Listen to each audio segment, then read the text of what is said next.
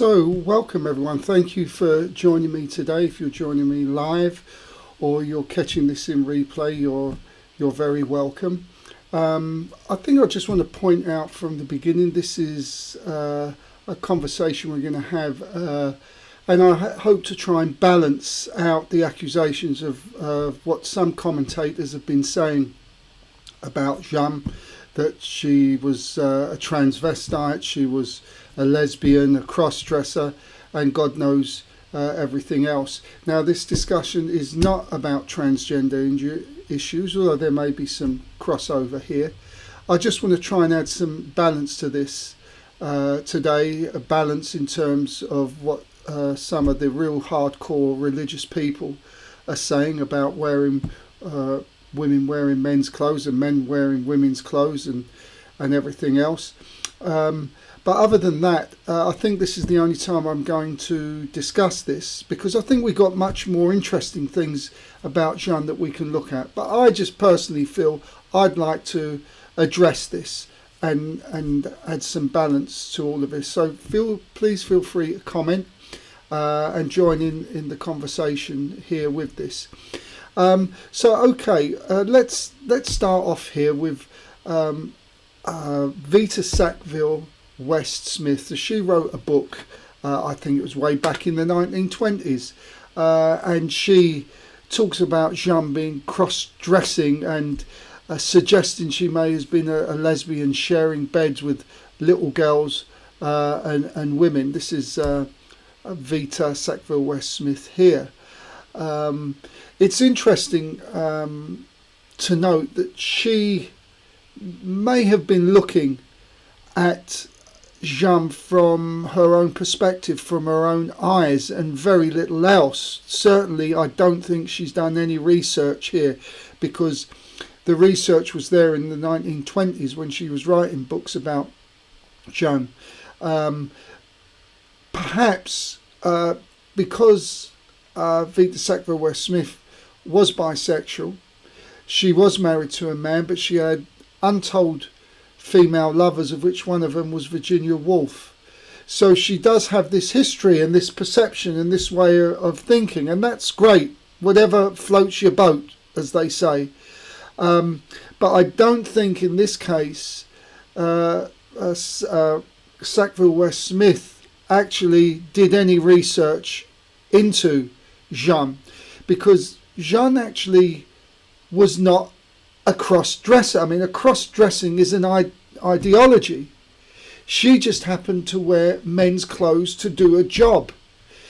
There was no sexual intent with her cross-dressing, because if we follow Jeanne and we listen to all the things that she says and she answered in the trial and in what was said in the rehabilitation trials, Jeanne was, and in fact history, the mainstream history, is the only thing I think they got right about Jeanne, is that she was a very religious girl and a very pious girl. And so she would not have partaken in this kind of lesbian acts. She wouldn't have cross-dressed. She wore men's clothes to do a job, because, as she said in one of the court hearings, when they said to her, why did you put on men's clothes? Why didn't you wear women's clothes? And she said, well, look, am I to go into battle dressed like this? So there was a very practical reason why Jeanne wore men's clothes. And also, why did you cut your hair? Again, another practical reason. If you got long hair, you can easily be pulled off a horse, or if you're off the horse and you haven't got your helmet on, you can be dragged with the long hair. But if you've got short hair, it's more beneficial. You've got less risk this way. So that was a practical thing. But as I mentioned, Jeanne was really quite religious, really quite pious.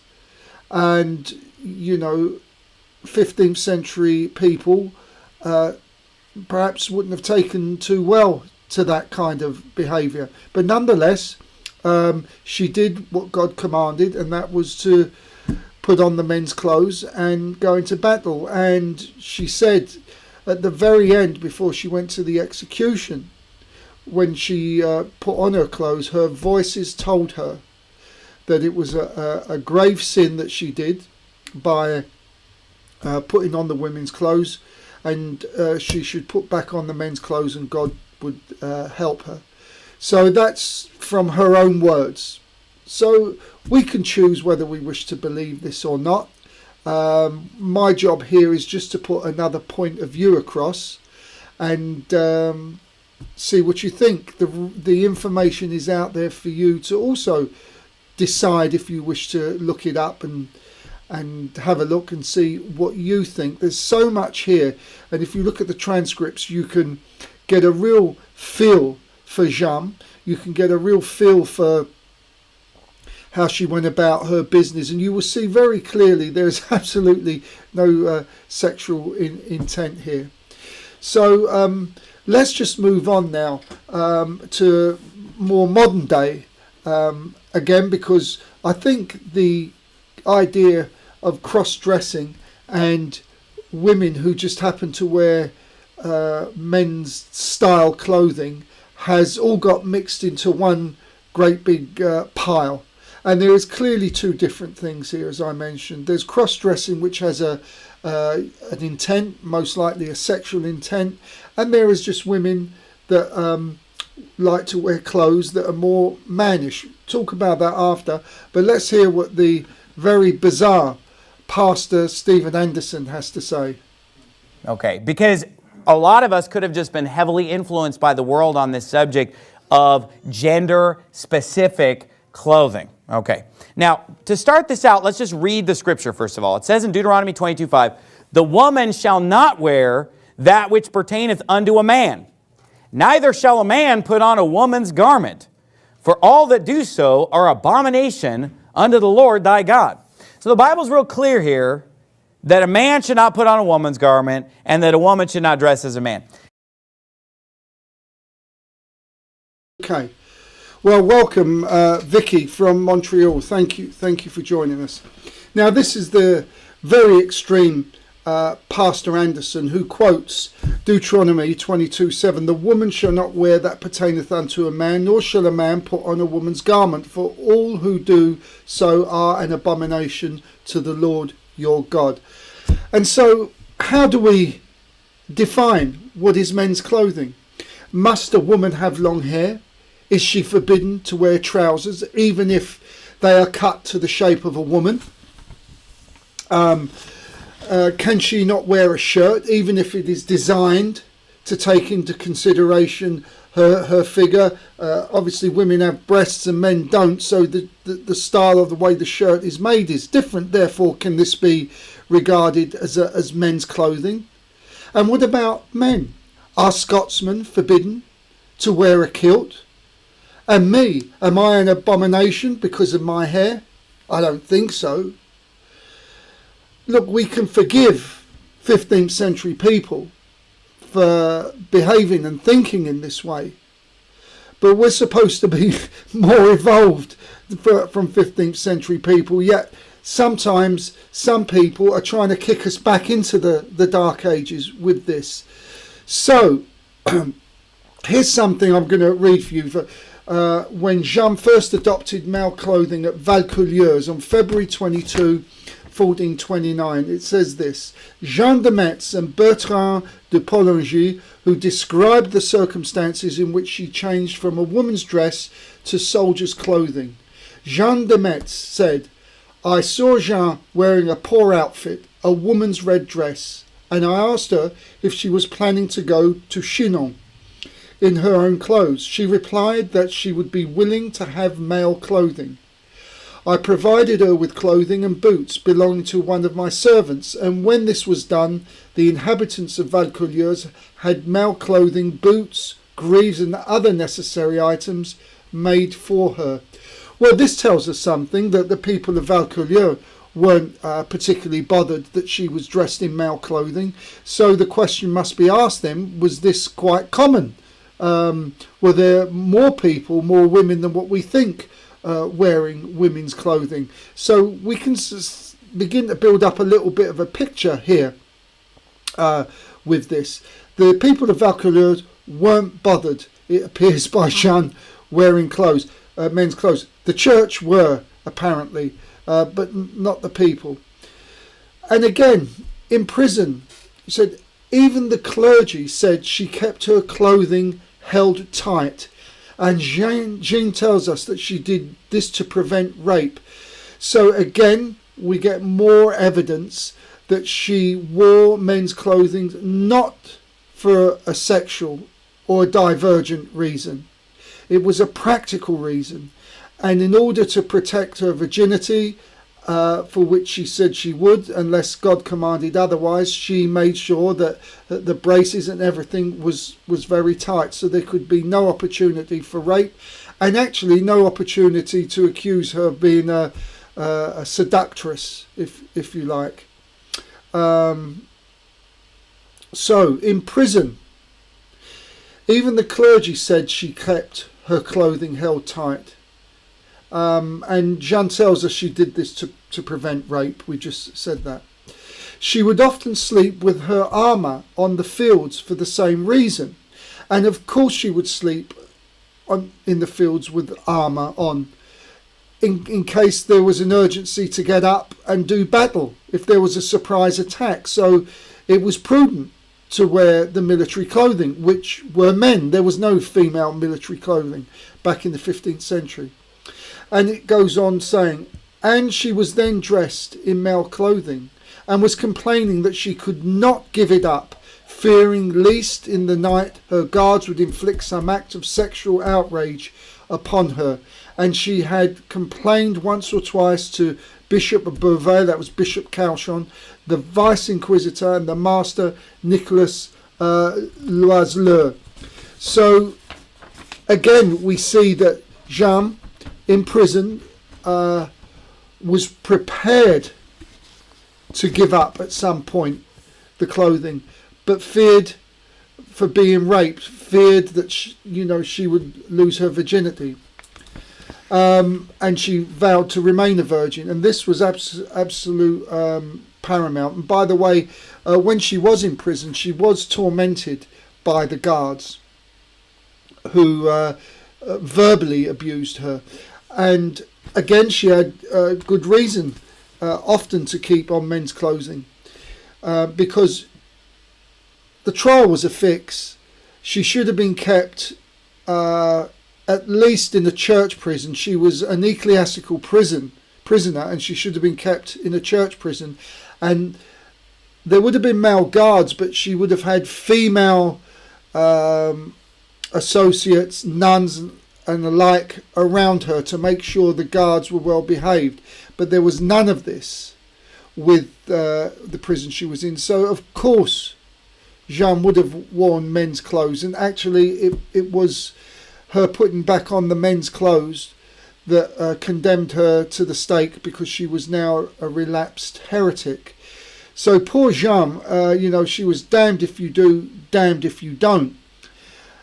Again, more evidence to suggest that there was no sexual connotation with any of this, as much as people who, I guess we can call them the woke community now, like to think of it. And God bless her. Now, a few years ago in England, we had to suffer a play. I'm not sure, it was in London somewhere, with Joan of Arc, I think it was, being a lesbian. They really pushed it out. I mean, it mocks history, actually. And so when does art stop becoming art and just become inconsequential? I don't know. It's something that I think with a character like Jeanne d'Arc, I think it's important that we portray it correctly. Otherwise, it becomes laughing. So, I've got my notes here in front. She vowed to remain a virgin as long as it pleased God. And when questioned about this, she gave same answers over and over again. I had done nothing that was not by the commandment of God. I think I mentioned earlier, she said, while she was in court, they said, well, why didn't you just stay at home, wear women's clothing and do women's duties? And she said in a very Jeanne way, there's many, many women who can do those things. You know, they had a hard time with her in the court. I've got to say, she really gave it to them. So, finally, the trial transcript noted she wore long conjoined hosen attached to aforesaid doublet or double with 20 cords and tight waist-high boots, like long cavalry boots. So, again, we're seeing her that she's guarding her virginity, protecting her virginity.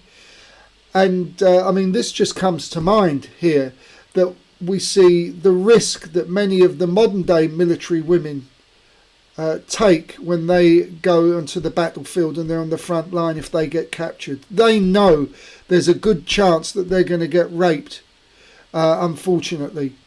But however, here we see that Jeanne is really making sure that everything is tight and in place, so there's no chance of sexual abuse. So on May the 24th in 1431, the charge of cross-dressing was laid down before her. She was duped into signing a confession. That's my opinion, and I've read the transcripts and I've seen a lot of stuff about this. And so she was worn down. She was, threatened with torture, and so on and so forth. It was horrific. Just to let you know, if you haven't seen the documentary, she should have been tried in the diocese where she was captured, but the diocese in which she was captured was loyal to France, and so the outcome would have been completely different. The English were in charge of France, and so they decided where the trial was going to take place, quite illegally.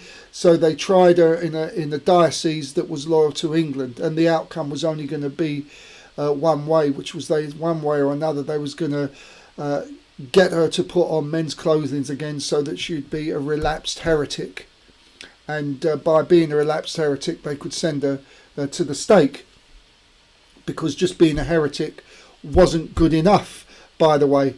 And just while we're on that subject again of the stake, it was the most horrific way of dying. It was terrible what they did to her, because they made sure that the wood that they used on the funeral pyre was dry, so there was less chance of smoke inhalation that would have finished her off quickly.